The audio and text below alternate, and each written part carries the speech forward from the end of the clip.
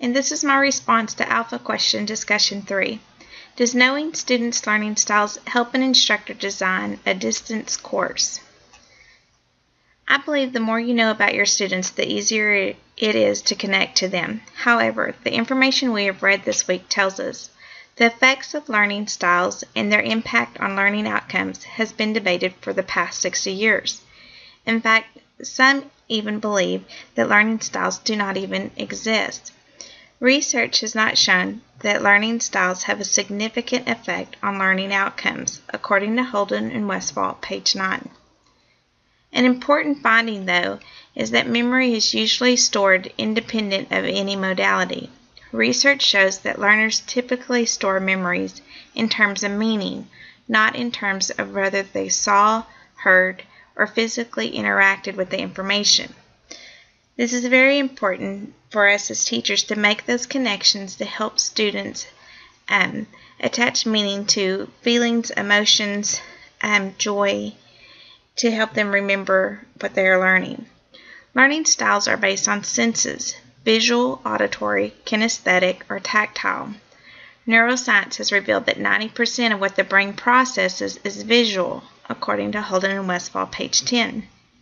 From my elementary education background, I also know that William Glasser says we learn 10% of what we read, 20% of what we hear, 30% of what we see, 50% of what we see and hear, 70% of what we discuss, 80% of what we experience, and 95% of what we teach others. That is usually a target for us as teachers when creating our lessons for students. So we ask, are learning styles important? I believe that they are. But in summary, cognitive science has revealed we all differ in our abilities with different modalities. Teaching to a learner's best modality does not affect his or her educational achievement. What does matter is whether the learner is taught in the best mode for a specific type of content.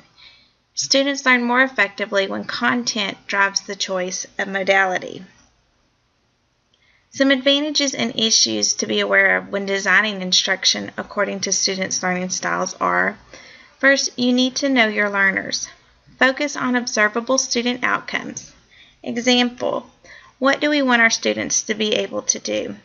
Follow the Quality Matters rubric standards when aligning instruction. Example, with objectives, where do I want my students to go?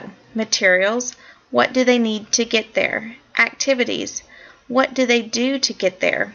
Tools and technology, what tools do I provide them to get there? And assessment, how do I know when they get there?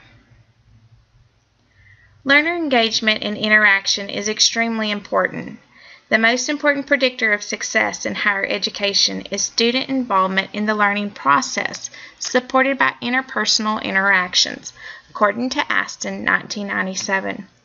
Care should be given to determine sufficient and appropriate dialogue and structure for learners, according to Moore, 1991. Learner content interaction is the most important type of interaction if it is interactive. Again, learner content interaction is the most important, but it must be interactive. We must know our learners. Tailor instruction to the needs of the target group.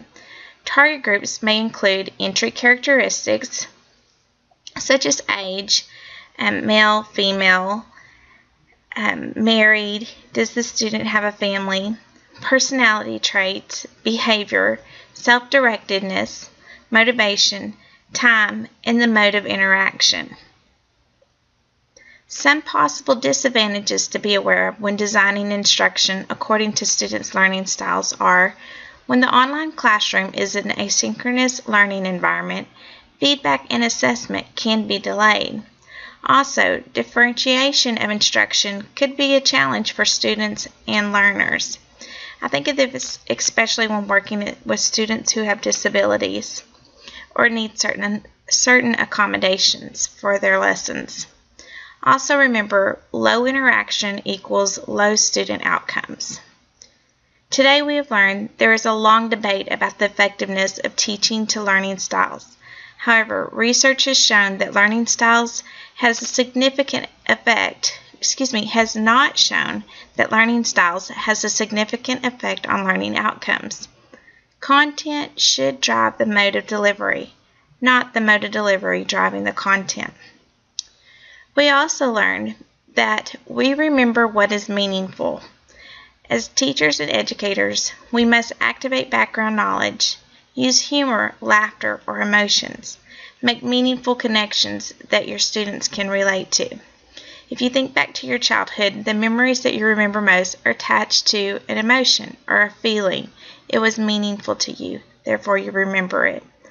Check out the research article, How Laughter Leads to Learning. This reminds me of a workshop I attended once that was based on this research that shows that students who laugh and are comfortable in their environment perform higher than students that are not. Don't make broad assumptions about generational student groups as to what you think they do or do not already know.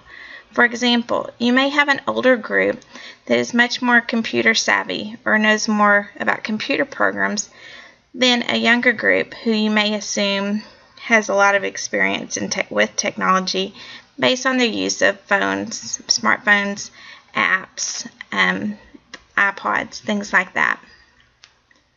Thank you for listening.